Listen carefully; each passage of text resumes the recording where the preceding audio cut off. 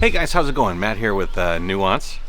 Hope you're doing well. I'm talking to you from an area called Xiangshan. It's south of the city I live in, Ningbo, which in its own part is south of Shanghai by a few hours.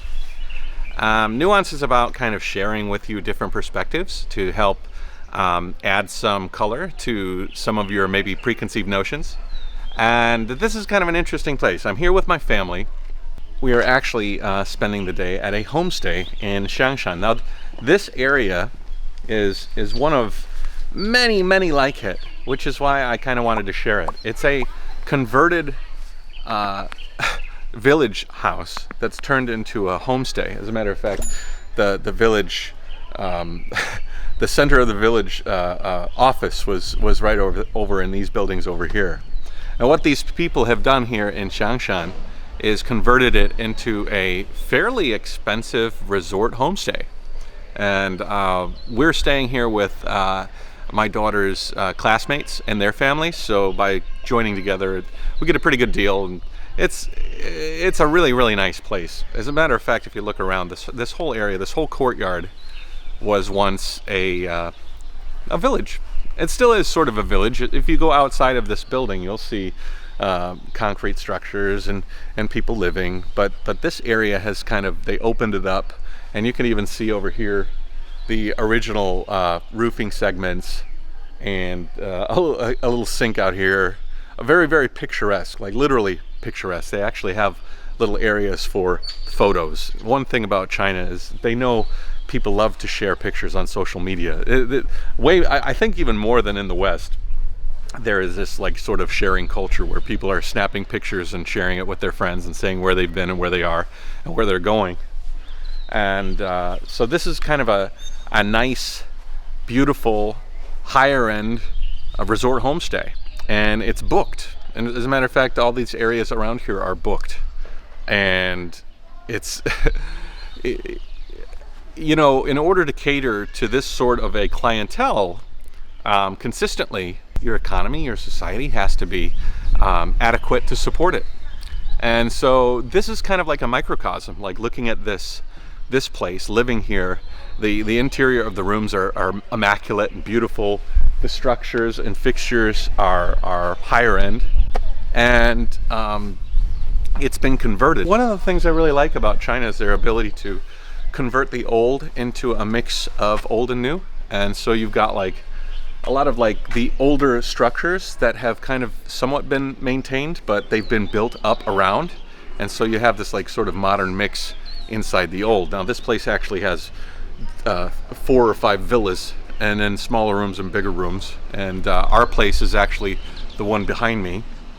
And I flew the drone. You're seeing that footage right now, and you'll see I walked around and showed some things walking around. But I just think that I don't know. I always like to use. I'm interested in using Nuance as a tool to kind of break through the barriers of preconceived notions on China, and even preconceived notions on anywhere that I go. Not many people do venture out beyond their home country and explore the world. And a lot of people, I even probably suspect, don't even think a place like this exists in China. Or if they do, they think it's, I don't know, maybe only accessible by the elite, or it's some sort of special circumstance. This was found on a website called trip.com, which is attached to Ctrip, which is like the big traveling Expedia or booking.com website here in China. And you can just find this place, book it, drive here. Actually, the ocean is just off that way. And Xiangshan Strait is actually over here. It's kind of funny, actually. Xiangshan Strait has a bridge that's about 7 kilometers across that we had to cross in order to get here. And I think about 9 years ago, I was part of a swimming club that actually swam across the strait as the bridge was being built.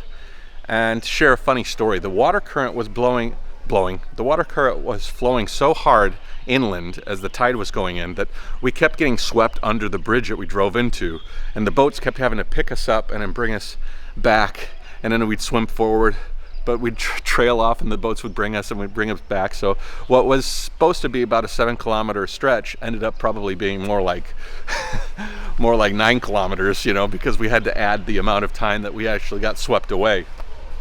But yeah, a beautiful homestay. I actually, when I travel, I stay maybe not in this caliber of a homestay, but I stay in a lot of amazing homestays as I do my normal cycle tour around the world. And I find that each one of these homestays is a unique personality. Like like when you can kind of build a cookie cutter building where you have flat land and then you build a hotel or build something from scratch, they oftentimes become very uniform. But when you have a historical area like this, or historical areas in China, you have more creativity involved because you're actually building your new around the existing structures, the older structures. So this is really, really nice in order to, like there's such a variety of places that you can go, and you can really get an insight into what the ideas that people had when they built this place, like what direction were they going. You know, they wanted to go with like this Tuscan kind of feel from the outside edges, and then they also yeah and then they also wanted to, you know, plug up the doorways here and then kind of extrapolate on that and create bigger structures. And so you have all of this kind of old and new mixed together. And what I really like is like this section right here, which is very simple. Like you got this like drop sink here, and then they've retained this beautiful structure right here, which is like a section of the original wall that used to make up this this little courtyard structure. And yeah, quite nice. Like that doorway, isn't that just beautiful? You know, you see a lot of things like this sort of replicated in the West, like get an Asian feel. You know, they'll build an entryway like that. But in China, that's like the original entryway. That was a throughway that was built a long time ago, and now it's retained. You know, it's pretty cool. Hello, ni hao. But yeah, super cool. Always interesting to walk around and see what sort of new structures were built around the old. And I think that's one of the tough things for people to appreciate about China, is because a lot of the West has been built sort of from scratch. Now, maybe not Europe. Europe is definitely built upon the old, but a lot of where I'm from, America, a lot of those structures are fairly new. And so you can't really do what you can do here in China. And I think a lot of that is a mentality too. With regards to the Chinese government and even more things. They think about the culture of China, and they think that, you know, they're being, you know, repressed and controlled, and their minds are being, you know, they're being manipulated in a greater way. And I think that obviously governments everywhere try to manipulate people, but I think an example like this, where, you know, China is a lot like this. There's a base of a historical old China, and then it's gradually building upon it. So this structure here is a lot like China. You have the mindset that's in place and the culture that's in place, and then there's advancements, and then there's advancements, and then there's advancements. It's not like what I said in the beginning, like where, you know, the West would build an entire hotel or structure from scratch. They have a chance to like mold your ideology from this new existing thing. Whereas China has such a long lineage that they're able to kind of like say, okay, we're going to take and redo this wall. We're going to redo this ideology. We're going to think new. We're going to think solar powered, but we're still going to take the old and incorporate the old into it, our old ideology on whatever the case may be. So, you know, you've got like a melding. And I think that melding helps to even out a lot of thinking here in China in a way that maybe the West can't appreciate as well. And I think that's cool, though. I think that's what makes China special. I'm not saying it's better or worse. I'm just saying it's different. And it's understanding those differences between cultures that will allow us to appreciate each other so much more.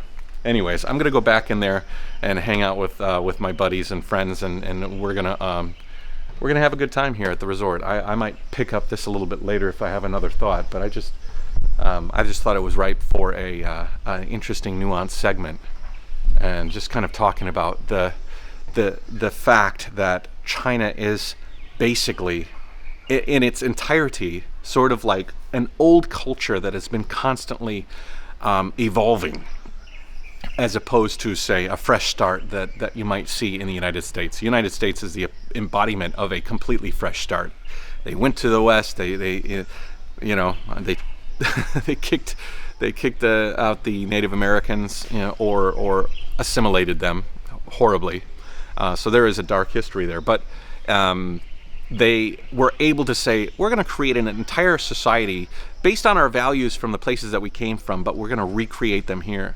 And what China's done is sort of an amalgam of that, where they've taken the old and they've built upon the old and made it work for them over time. So you can't judge China by specifically its past, because their past is part of their now, but it's also it's mixed together with all sorts of things. They're saying, okay, let's involve this, let's do this, let's take this and work it into the current and make something that is beautiful in its own right. It might not be the beautiful resort that was built from scratch and designed by an architect. Instead, it's this amalgam of old and new converging, and a blend of all of these cultures and societal elements into something that's wholly unique, And there's no place like this. You might go to a Holiday Inn, and every Holiday Inn or Starbucks is going to look similar, but you will never come to a resort that looks like this.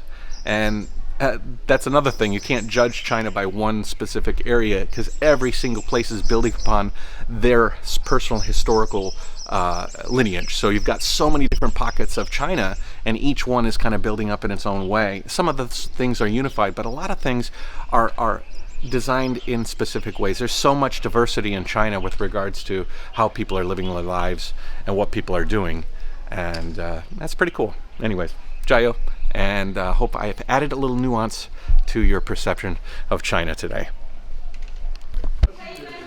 Hey guys, I thought I'd just add one little thing. It's the morning. We had a nice sleep. It was very, very nice. But the one thing I do notice around here in this revitalized guest house that is built upon like old structures is that most of the fixtures in here are Kohler, which is a Western brand. And it's just so funny. I see China becoming so international, especially with even the fixtures that they use to put into places like this that we can take vacations at. They use Western brands, and there's all sorts of the air conditioning unit and the toilets and the sinks and everything are international. My family come from a long line of plumbers, so I look at those things with a bit more oh, that's kind of neat.